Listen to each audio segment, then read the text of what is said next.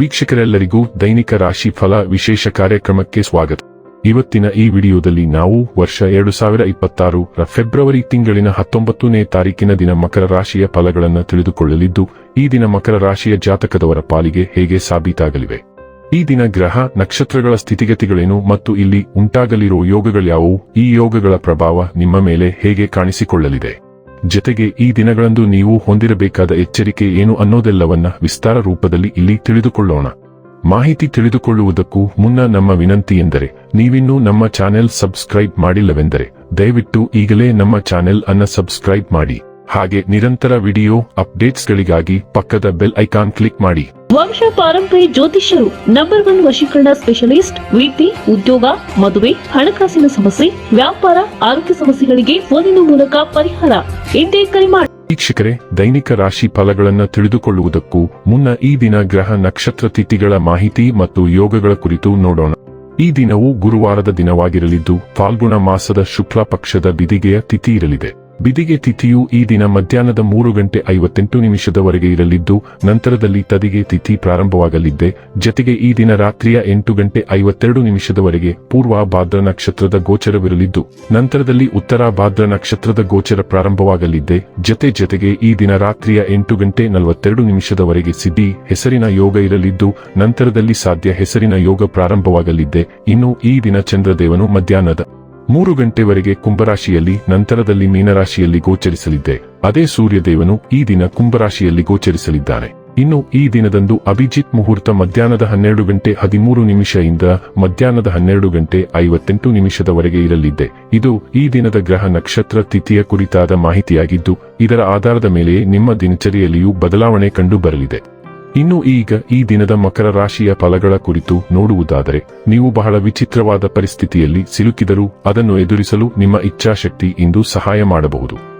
ಒಂದು ಅತ್ಯಂತ ಭಾವನಾತ್ಮಕ ನಿರ್ಧಾರ ಕೈಗೊಳ್ಳುವಾಗ ನೀವು ಸ್ಥಿಮಿತ ಕಳೆದುಕೊಳ್ಳಬಾರದು. ಈ ರಾಶಿಚಕ್ರದ ವಿವಾಹಿತ ಜನರಿಗೆ ಇಂದು ಅತ್ತೆ ಮನೆಯ ಕಡೆಯಿಂದ ಹಣದ ಪ್ರಯೋಜನವಾಗುವ ಸಾಧ್ಯತೆ ಇದೆ. ನಿಮ್ಮ ಮನೆಯ ಕರ್ತವ್ಯಗಳನ್ನು ನೀವು ನಿರ್ಲಕ್ಷಿಸಿದ್ದಲ್ಲಿ ನಿಮ್ಮ ಜೊತೆಗಿರುವ ಯಾರಾದರೂ ಸಿಟ್ಟಾಗಬಹುದು. ಪ್ರಣಯ ನಿಮ್ಮ ಹೃದಯವನ್ನು ಆಳುತ್ತದೆ. ನೀವು ಕೆಲಸದಲ್ಲಿ ಅಭಿನಂದನೆಗಳನ್ನು ಪಡೆಯಬಹುದು. ಈ ರಾಶಿಚಕ್ರದ ಜನರಿಗೆ ಇಂದು ತಮ್ಮನ್ನು ತಾವೇ ಅರ್ಥ ಮಾಡಿಕೊಳ್ಳುವ ಅಗತ್ಯವಿದೆ. ನೀವು ಪ್ರಪಂಚದ ಗುಂಪಿನಲ್ಲಿ ಎಲ್ಲೋ ಕಳೆದು ಹೋಗಿದ್ದೀರಿ ಎಂದು ನೀವು ಭಾವಿಸಿದರೆ, ನಿಮಗಾಗಿ ಸಮಯವನ್ನು ತೆಗೆದುಕೊಳ್ಳಿ ಮತ್ತು ನಿಮ್ಮ ವ್ಯಕ್ತಿತ್ವವನ್ನು ನಿರ್ಣಯಿಸಿ. ನೀವು ಹಿಂದಿನಿಂದಲೂ ಶಾಪಗ್ರಸ್ತವಾಗಿದ್ದೀರೆನ್ನುವ ಭಾವನೆ ಹೊಂದಿದ್ದಲ್ಲಿ ಇಂದು ನೀವು ಆಶೀರ್ವಾದ ಹೊಂದಿದಂತೆ ಅನಿಸುತ್ತದೆ. ಇಂದು ನಿಮಗೆ ಯಾವುದೇ ಪ್ರತಿರೋಧವಿಲ್ಲದೆ ಹೆಸರು ಮತ್ತು ಖ್ಯಾತಿ ಬರುವುದನ್ನು ನೀವು ಕಾಣಬಹುದು.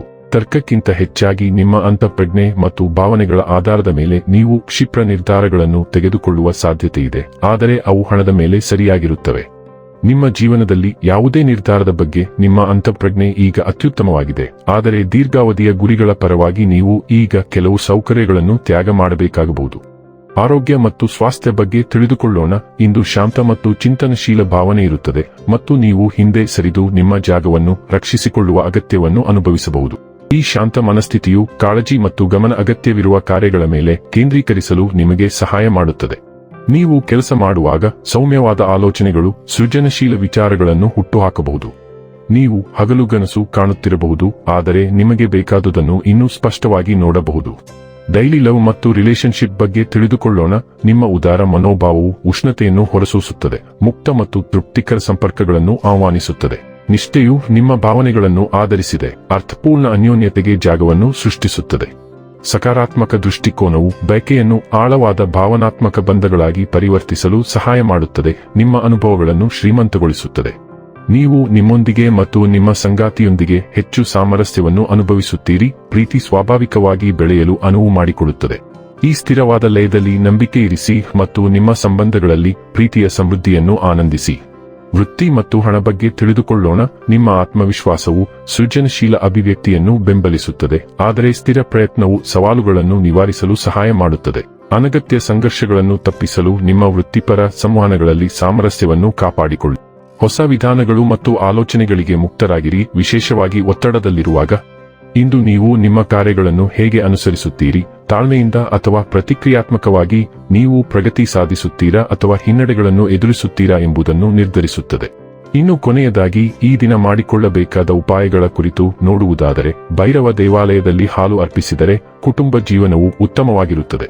ವೀಕ್ಷಕರೇ, ಇದಾಗಿತ್ತು ಮಕರ ರಾಶಿಯ ಜಾತಕದವರ ದೈನಿಕ ರಾಶಿ ಫಲದ ಮಾಹಿತಿ ಇಷ್ಟವಾದರೆ ವಿಡಿಯೋವನ್ನು ಲೈಕ್ ಮತ್ತು ಶೇರ್ ಮಾಡಿ.